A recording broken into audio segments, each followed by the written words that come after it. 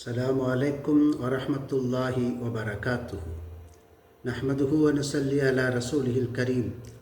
أما بعد فقد قال الله تعالى في محكم التنزيل: أعوذ بالله من الشيطان الرجيم. بسم الله الرحمن الرحيم.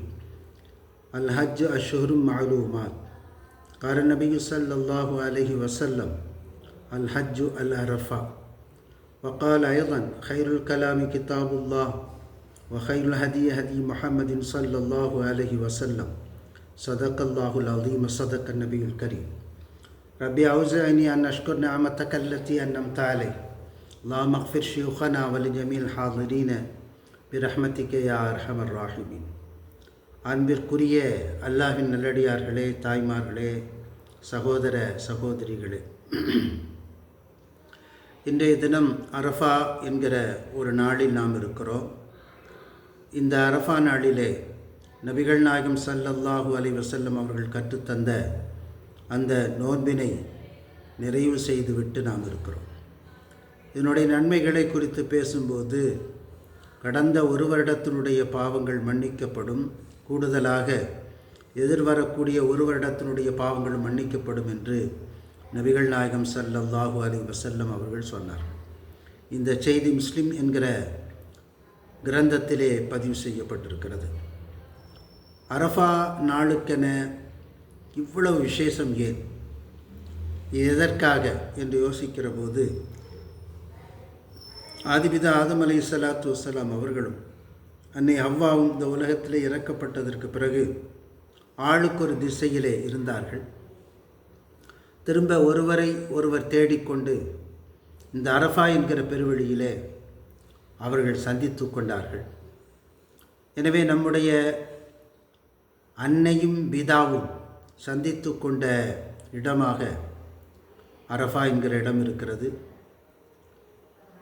அந்த அரஃபாவுடைய நாளிலே இவற்றையெல்லாம் நாம் நினைவு கூறுவதற்காக நபிகள் நாயகம் ஸல்லல்லாஹு அலைஹி வஸல்லம் சுன்னத்தை பேணுவதற்காக நாம் நோன்பு இருக்கிறோம்.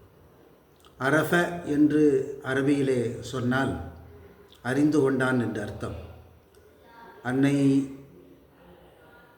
ஹவ்வா அலைஹிஸ்ஸலாம் அவர்களை ஆதம் அலைஹிஸ்ஸலாம் அவர்கள் இந்த இடத்திலே வைத்து அறிந்து கொண்டார்கள். எனவே அரஃபா என்கிற இந்த பெயர் வந்திருக்கிறது. மேலும் நபிகள் நாயகம் ஸல்லல்லாஹு அலைஹி வஸல்லம் ஹஜ்ஜினுடைய பல கிரியைகளை சொல்லித்தந்த அவர்கள் உச்சபட்சமாக ஹஜ்ஜி என்றாலே அரஃபா என்கிற பொருள்பட சொல்லியிருக்கிறார்கள். அல் ஹஜ்ஜு அல் அரஃபா. ஹஜ்ஜி என்று சொன்னாலே அரஃபா தான், அரஃபாவிலே தங்குவது தான்.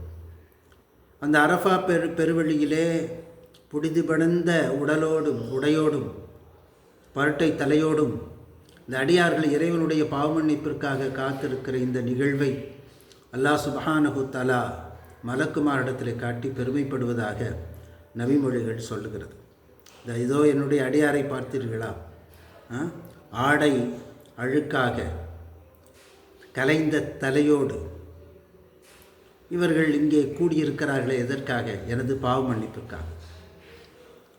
எவ்வளவு பெரிய நம்பிக்கை இருந்தால், என் மீது அக்கறை இருந்தால், என் மீது பாசம் இருந்தால், அன்பு இருந்தால், எனது பாவ மன்னிப்பை எதிர்நோக்கி அவர்கள் காத்திருந்தால் இந்த காரியத்தை அவர்கள் செய்திருப்பார்கள் என்று பெருமை பாராட்டி பேசுவதாக நபிகள் நாயகம் ஸல்லல்லாஹு அலைஹி வஸல்லம் அவர்கள் சொன்னார்கள். எனவே பல்வேறு அமல்கள் இருந்தாலும் தவாஃப் இருக்கிறது,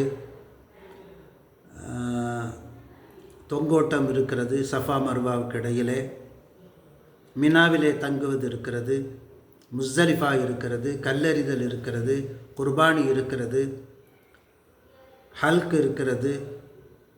இப்படி எத்தனையோ அமல்கள் இருந்தாலும் அதனுடைய உச்சபட்சமாக அரஃபா பெருவெளியில் தங்கி இறைவனிடத்திலே மன்றாடுகிற அந்த விஷயம்தான் ஹஜ்ஜினுடைய முத்தாய்ப்பாக இருக்கிறது. அதுதான் ஹஜ் என்று நபிகள் நாயகம் ஸல்லல்லாஹு அலைஹி வஸல்லம் சொன்னார்கள். இந்த கோலமும் இந்த நோக்கமும் அரஃபாவோடு முடிந்து விட்டதா என்று நாம் யோசிக்க வேண்டும். மனிதனுக்கு ஆயுளில் ஒரு முறை தான் ஹஜ்ஜு கடமை, திரும்ப திரும்ப கடமை அல்ல. அவன் மொத்த ஆயுளிலே ஒரு முறை ஹஜ்ஜு செய்தாலே போதும். இப்போ ஒரு முறை இந்த அரஃபா பெருவெளியிலே நின்று தன்னுடைய அடிமைத்தனத்தை வெளிப்படுத்தி அல்லாஹ்விடத்தில் மன்னிப்பு கேட்டால் மட்டும் போதுமா? அதற்கு பிறகு எதுவும் செய்ய வேண்டாமா? இல்லை, இது ஒரு பாடம். எல்லாமே ஒரு பயிற்சி தான். எப்படி ரமலானுடைய காலத்திலே நோன்பு என்பது ஒரு மாத பயிற்சியாக இருக்கிறது. அந்த பயிற்சியை எடுத்துக்கொண்டு அடுத்தடுத்த காலங்களிலே அதுபோன்ற ஒரு இறை வணக்கத்தை, இறை நம்பிக்கையை, இறைவன் மீதுள்ள அச்சத்தை, எப்படி நோன்பிலே இறைவன் பார்க்கிறான் என்பதற்காக உண்ணாமல் பருகாமல் பாவம் செய்யாமல் இருக்கிறோமோ அந்த தன்மையை எப்படி நீட்டித்து கொண்டு போகிறோமோ, அதுபோலவே இந்த அரஃபா பிழவியில் தங்குகிற அந்த காட்சி, அந்த உணர்வு, அந்த செயல் அடுத்த அவனுடைய ஆயுள் முழுக்க தொடர வேண்டும். அதுதான் உண்மையான நோக்கமாக இருக்க முடியும்.